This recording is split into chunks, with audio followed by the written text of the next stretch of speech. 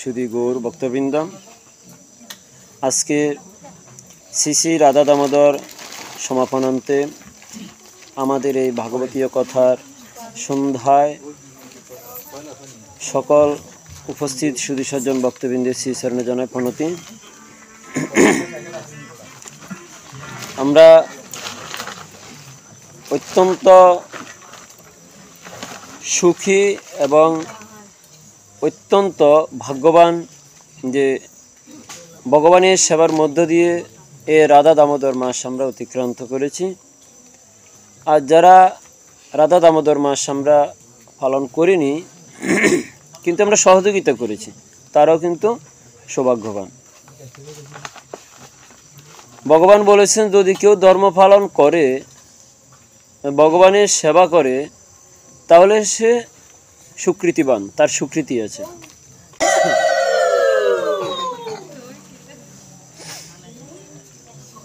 তো আমাদের আলোচনা কিন্তু চলমান। আমরা যে আলোচনাটা করছিলাম, শাস্ত্রে ভগবান বলেছেন, যদি কেউ আমার সেবা করে তাহলে সে সুকৃতিবান। সুকৃতি না থাকলে কেউ ভগবানের সেবা করতে পারে না। আর যদি কেউ ভগবানের সেবা নাও করে কিন্তু ভগবানের সেবায় সহযোগিতা করে, তাহলে ভগবান বলছেন যে ভগবানের সেবা করেছিল কিন্তু যে ভগবানের সেবায় সহযোগিতা করেছিল সেও সমভাবে সুকৃতিবান। তো দেখুন, কোনো কোনো পরিবারে মা কিন্তু রাধা দামোদর মাস পালন করছে, বাবা কিন্তু পালন করতে পারেনি বা করেনি, কিন্তু মাদে পালন করেছে, বাবা কিন্তু তাকে সহযোগিতা করেছে। তাহলে বাবাও কিন্তু মায়ের সাথে একইভাবেই সুকৃতিবান। তো আমরা যদি ধর্ম পালন নাও করি, আমাদের কিন্তু ধর্ম পালন করার জন্য সহযোগী মনোভাব রাখতে হবে।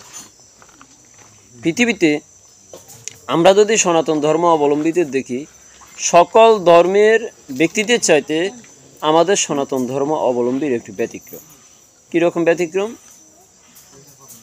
অন্য ধর্মের লোক যদি ধর্ম পালন করে, তাদের ধর্মের লোকেরা কিন্তু তাকে সহযোগিতা করে। আর আমরা সনাতন ধর্ম অবলম্বীরা যদি কেউ ধর্ম পালন করতে যাই, সবার আগে সে কীভাবে ধর্মটা পালন করতে না পারে, আমরা কিন্তু সে কাজে সর্বপ্রথম বাধা দিয়ে থাকি। তাকে নিয়ে আমরা বিভিন্ন ধরনের উপহাস করি, কটু কথা বলি। কেউ যদি তিলক দিল, তাকে নিয়ে উপহাস করি। একটু মালা দিল, তাকে নিয়ে আমরা উপহাস করি। ভাগবত পাঠ করছে, একটু নিরামিষ খাওয়ার চেষ্টা করছে, ভগবানের প্রসাদ খাওয়ার চেষ্টা করছে, আমরা তাকে নিয়ে বিভিন্নভাবে সমালোচনা শুরু করে দিই।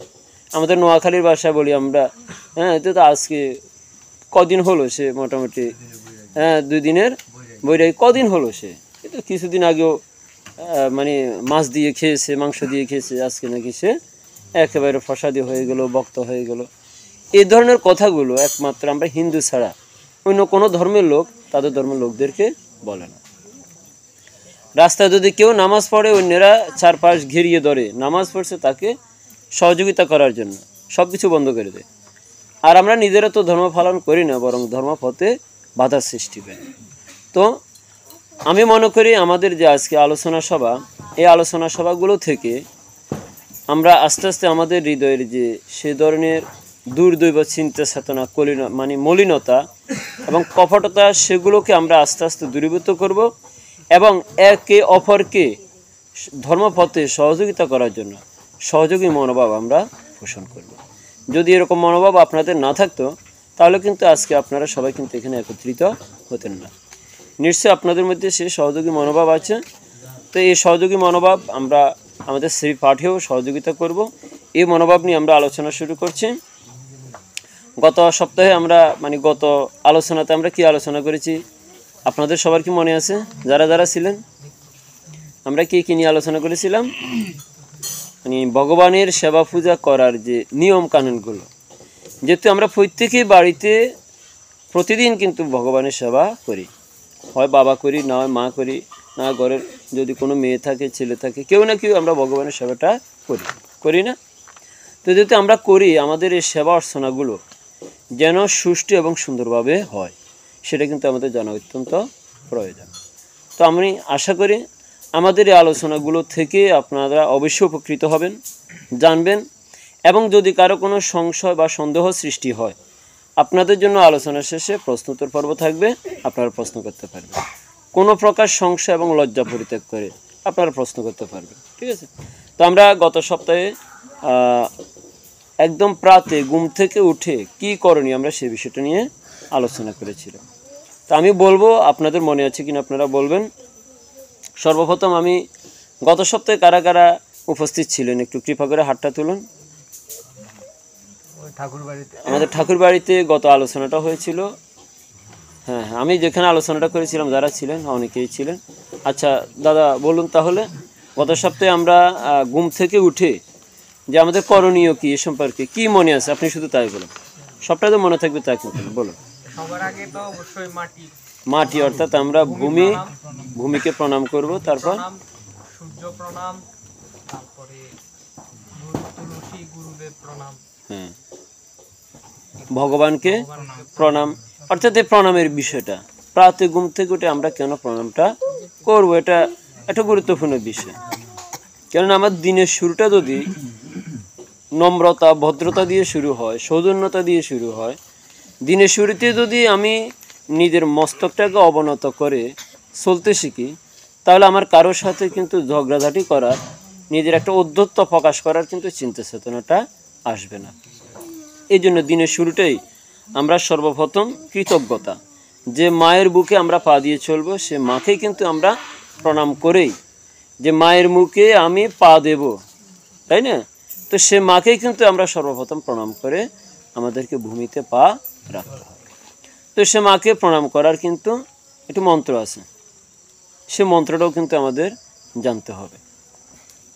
ওম সমুদ্রে মেখলা দেবী পর্বতস্তন মণ্ডলে বিষ্ণুপত্নী নমস্তুভ্যং পাদস্পর্শ ক্ষমস্বমে।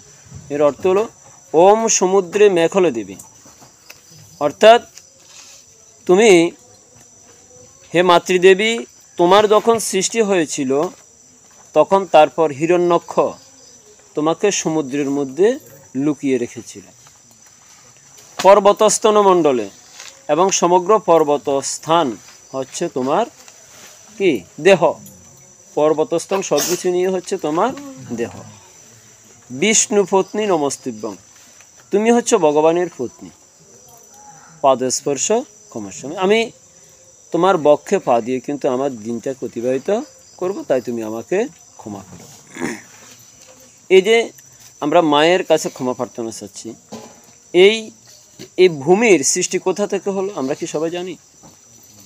এই যে মাটিতে আমরা বসবাস করছি, মাটিটার সৃষ্টি হলো কোথা থেকে? এই মাটিটার সৃষ্টি হলো পরমেশ্বর ভগবান বিষ্ণু, মানে ভগবান শ্রীকৃষ্ণের একটি অংশ অবতার হচ্ছে বিষ্ণু। বিষ্ণু কতজন? বিষ্ণু হলো 5 জন। আমরা তো জানি শুধুমাত্র বিষ্ণু একজন, ব্রহ্মা, বিষ্ণু এবং শিব। এই যে আমরা 3 জনকেই শুধুমাত্র চিনি, আর চিনি পরমেশ্বর ভগবান শ্রীকৃষ্ণ। কিন্তু শাস্ত্রে বলা হচ্ছে না, বিষ্ণু হচ্ছে 5 জন।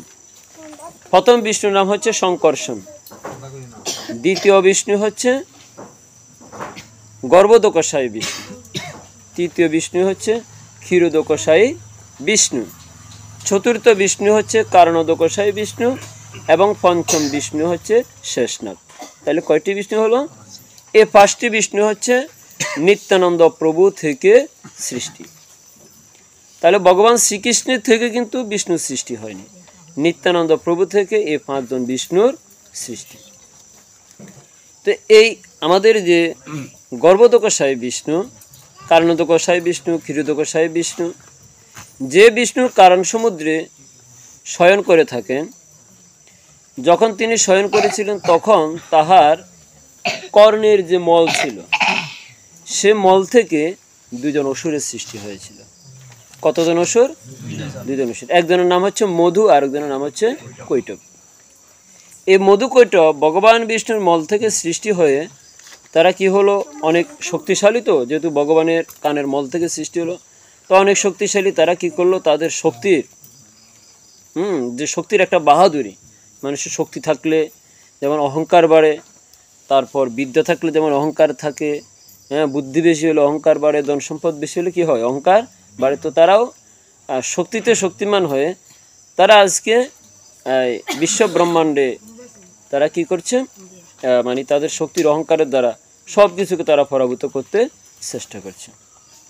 তো একটা সময় কি করলেন, ভগবান বিষ্ণু তাদেরকে পরাভূত করলেন, দমন করলেন, এবং তাদেরকে দমন করে অর্থাৎ তাদেরকে বধ করে তাদের এই দেহ দিয়ে তিনি কি করলেন, মাটির সৃষ্টি করলেন। তাহলে এই মাটিটা হচ্ছে কারো না কারো দেহ। কার দেহ?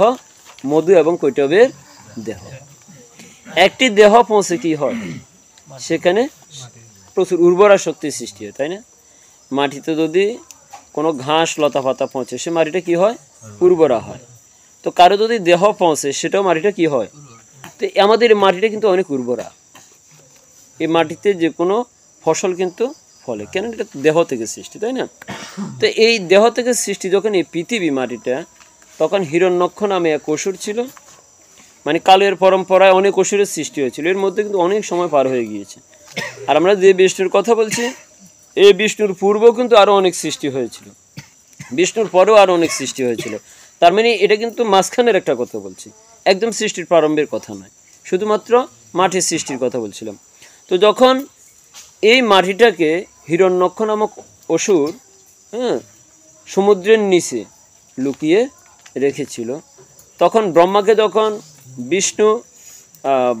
যখন ভগবান সৃষ্টি করার দায়িত্ব দিয়েছিলেন যে তুমি সৃষ্টি করো, তখন ব্রহ্মা বলছেন আমি সৃষ্টি করে রাখবো কোথায়? কারণ মাটিটা তো সমুদ্রের গর্ভে বিলীন হয়ে আছে, সমুদ্রের গর্ভে নিমজ্জিত আছে, তাহলে আমি এই মাটি ছাড়া প্রাণীদেরকে রাখবো কোথায়? তখন ভগবান আবার কি করলেন, যে শুকরূপ ধারণ করে, ভগবান শুকরূপ ধারণ করে সেই হিরণ্যক্ষকে বধ করে মাটিকে আবার জলের নিচ থেকে উঠিয়ে আনলেন। তারপর ব্রহ্মা সৃষ্টি করে সমগ্র জগৎজীবকে সৃষ্টি করলেন। এ হচ্ছে আমাদের মাটির সৃষ্টির যে আমাদের শাস্ত্রীয় বর্ণনা।